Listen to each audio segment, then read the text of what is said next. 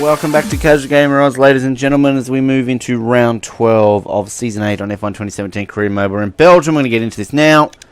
It's raining, which is not good. We've gotten pole here before, and it's going to affect our chances slightly here to go for pole again, because often we don't do the best in the wet, sadly. Whoa, that grip level is terrible, breaking there into last source. It's going to cost us a lot of time. They want us to be in the top 3, which is interesting. I thought they would have wanted us to be in the top 2, considering we've basically been on pole every single one of the last 5 Grand Prix except for that front row in Hungary. So very surprising to me that they're basically like, oh no, actually we'll let you get away with at least being 3rd. So we'll see how we go here.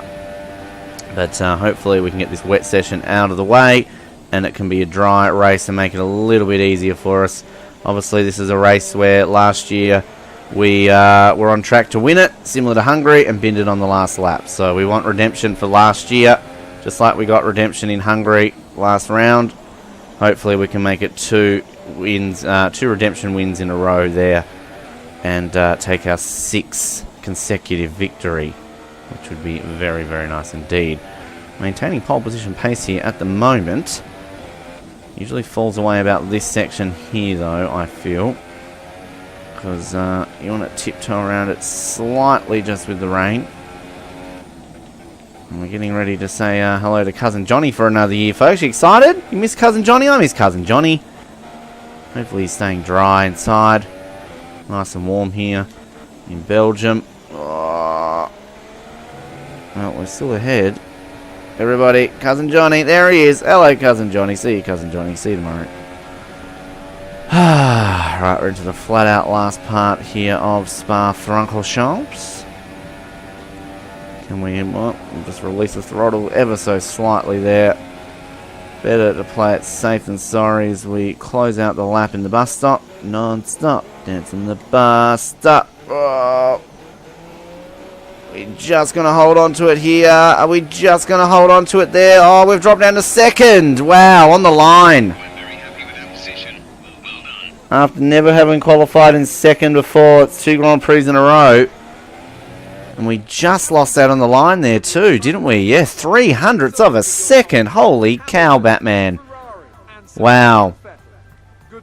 That's tight. Very tight. Alright, let's get prepared for the race.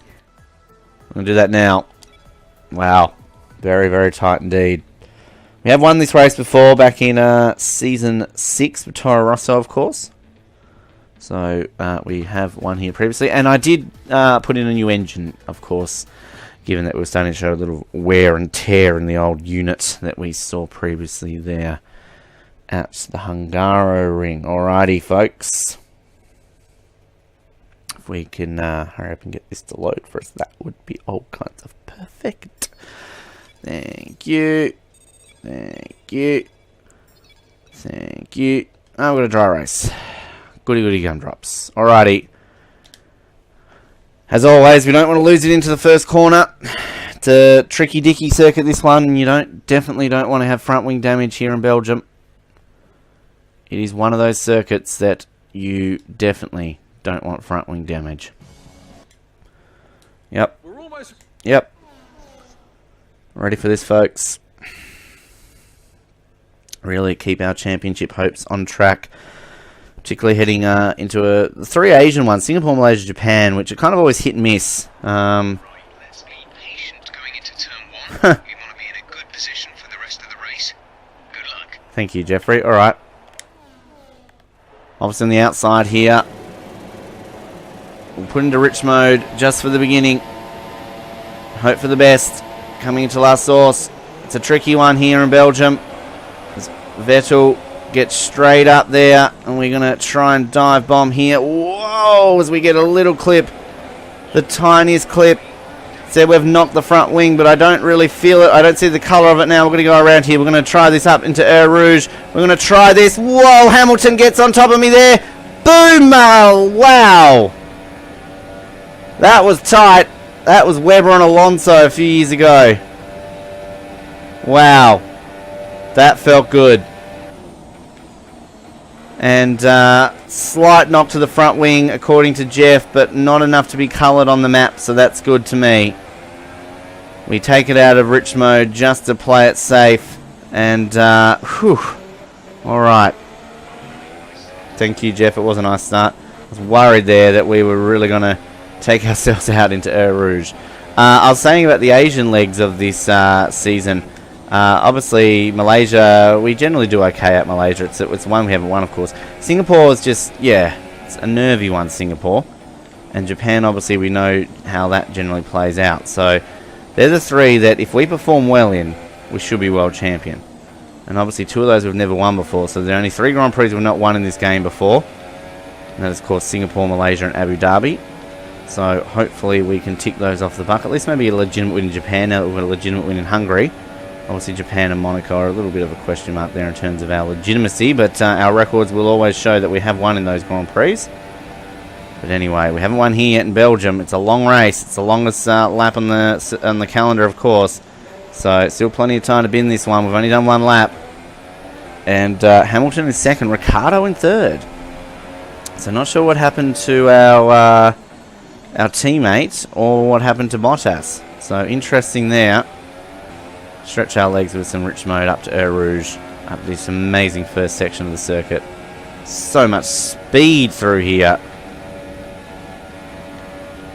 Amazing. So we push towards the 330k mark. Let's whack that down to standard mode. We've got that huge speed boost. Second most powerful engine in F1, of course. We have dropped down to the second best car overall. Mercedes have overtaken us, or is it Red Bull? I think it might have actually been Red Bull that had overtaken us in terms of the overall car. But once we have that upgrade, which I think, yeah, Singapore, it will officially be locked into the car, we will retain our spot at the top. Obviously, nearly at the top of the engine rankings as well. I believe we're still number 1 in chassis and air. I haven't actually looked at that in a while, but obviously coming into this team, we already had a lot of the work done for us, unlike Toro Rosso, which was all about building it up from the bottom. As we keep it all on track, Carlton Johnny, what's up, bro? A nice little lead over Hamilton, 3.6 seconds to be precise. It's handy, considering we know what can always happen here with mistakes. Boom shakalaka. Oh. And once again, we complete a lap. We set the fastest lap of the race. Thank you. And again, we'll whack this up to rich mode. Give ourselves a nice little sprint up the hill here. Make ourselves feel incredibly good coming up Eau Rouge. Boom. DRS, of course, enabled. Doesn't give 2 hoots to us, given that we don't need it. And we should go purple in the first sector. We do. Let's do an entire lap here in rich mode. Just for the sake of it. Improve on that lap time a little bit more. We do well enough there to hold on to it. That felt good.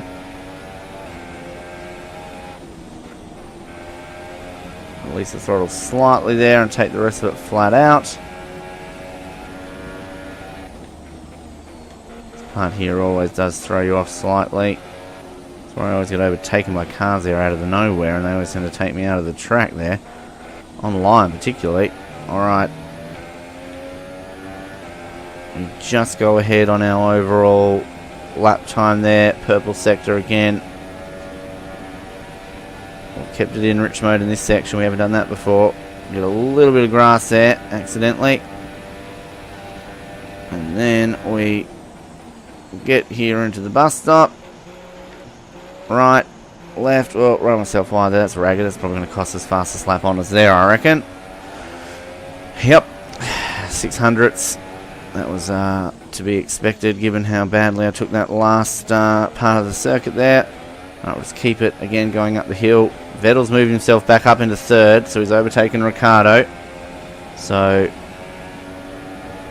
championship there for Vettel. It's good. We still haven't had a 1-2 yet, Ferrari, this year.